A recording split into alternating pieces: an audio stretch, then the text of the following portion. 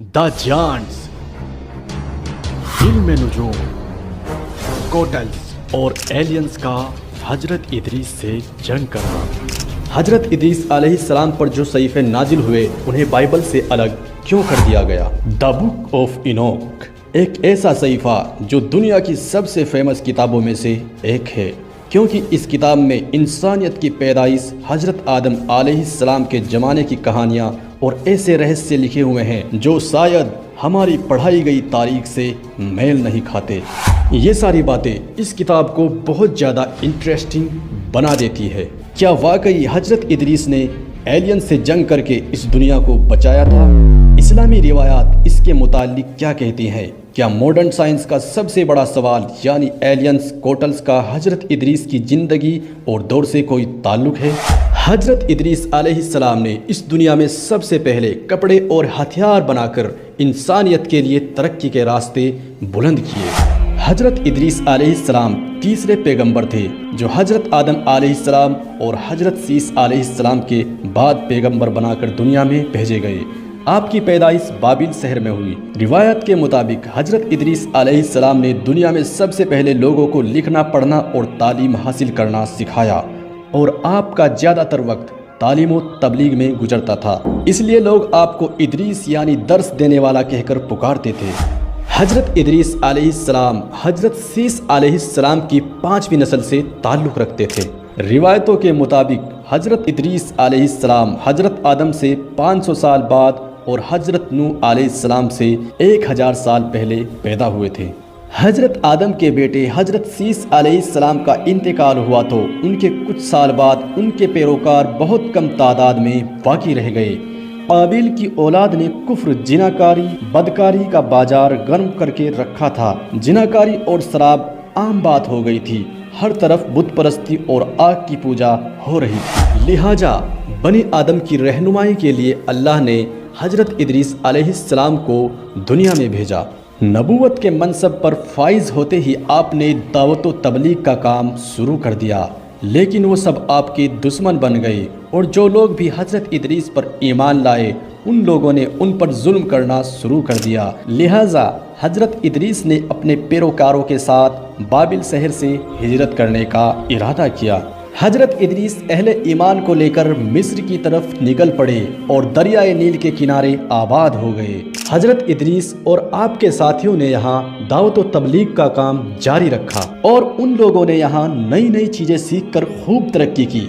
अल्लाह ताला ने हजरत इदरीस का जिक्र कुरान करीम में कुछ यूँ किया और किताब में इदरीस का भी जिक्र कीजिए, वो बेशक सच्चे नबी थे और हमने उनको बुलंद रुतबे तक पहुँचाया था। हजरत इदरीस ने ही इस दुनिया में सबसे पहले कलम से लिखना और कपड़े सिलना इजाद किया।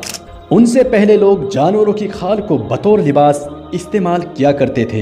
हजरत इदरीस वो पहले इंसान थे जिन्हें एस्ट्रोलॉजी, मैथमेटिक्स और साइंस बतौर मोजिज़ा अता किया गया। कहा जाता है कि आपको 72 ज़बानों का इल्म था। हजरत इदरीस पर 30 सहीफे नाजिल हुए जो उस वक्त के लोगों के लिए रहनुमाई थे। आपने ही असलहा और हथियार बनाने के फ़न को आम किया। रिवायतों में आता है चूंकि बनी काबिल आपके इलाके पर हमला किया करते थे, लिहाजा आपने हथियार बनाए और उनसे कई बार खूनरेज़ी जंग हुई। हजरत इदरीस अलैहिस्सलाम ने 365 साल की उम्र पाई। उलमाए मुफस्सिरीन और बहुत से ताबईन का ये कौल है कि हजरत इदरीस अलैहिस्सलाम को जिंदा आसमान पर उठा लिया गया था और चौथे आसमान पर आप अलैहिस्सलाम की रूह कब्ज की गई, जहां नबी सल्लल्लाहु अलैहि वसल्लम ने मेराज की रात आपसे मुलाकात की थी। कुरान और हदीस के अलावा हजरत इदरीस की ज़िंदगी और उनके ज़माने के मुतालिक मालूमात के 2 मजीद ज़राए मौजूद हैं। पहला कदीम सुमेरियन तख्तियाँ और दूसरा तौरात का गुमशुदा हिस्सा यानी द बुक ऑफ इनोक। सन 1946 में डेड सी के किनारे एक गार में 900 कदीम सहीफे दरियाफ्त हुए। ये वही सहीफे हैं जो हजरत इदरीस पर नाजिल हुए थे। उन सहीफों में सबसे बड़ा सहीफा तौरेत के गुमशुदा हिस्सों का था, जिसे आज हम द बुक ऑफ इनोक कहते हैं। बुक ऑफ इनोक में तारीख़ इंसानी की एक मुख्तलिफ कहानी मिलती है जिसमें हजरत नूह के ज़माने तक के वाक़यात लिखे हुए हैं। इस सहीफे में एक ख़ास किस्म की मखलूक का जिक्र है جسے دا واچرز کہا گیا۔ انجیل میں انہیں دا فالن اینجل کہا جاتا ہے۔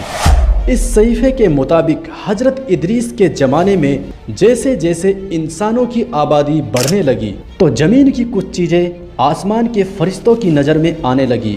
ان فرشتوں کو بنی آدم کی خوبصورت عورتیں بہت پسند آئی، لہٰذا سینکڑوں فرشتے آسمان سے زمین پر آ گئے۔ انہوں نے ان خوبصورت عورتوں سے زنا کیا اور شادی بھی کی۔ اس دوران ان فرشتوں نے انسانوں کو علم نجوم اور ستاروں کا علم سکھایا۔ ان عورتوں نے جب بچوں کو جنم دیا تو وہ انسان نہیں تھے بلکہ عجیب و غریب مخلوق یعنی جیانٹس تھے، جنہیں بائبل میں نیفلیم کہا جاتا ہے۔ بک آف اینوک کے مطابق وہ فرشتے زمین پر اپنی حکومت قائم کرنا چاہتے تھے اور انسانوں کو اپنے تابع کرنے کی خواہش رکھتے تھے۔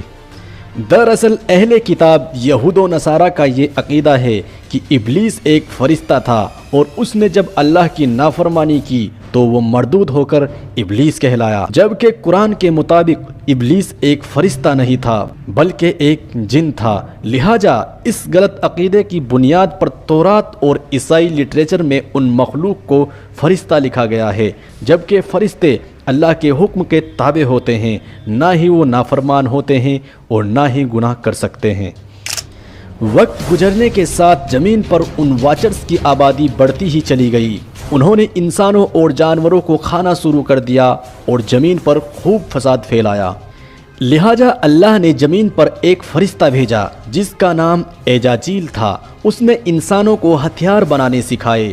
اس فرشتے نے انسانوں کو ستارے، سیارے اور کائنات کے متعلق علوم سکھائے اور اسی نے حضرت ادریس کو جنگ کرنے کا طریقہ بھی سکھایا۔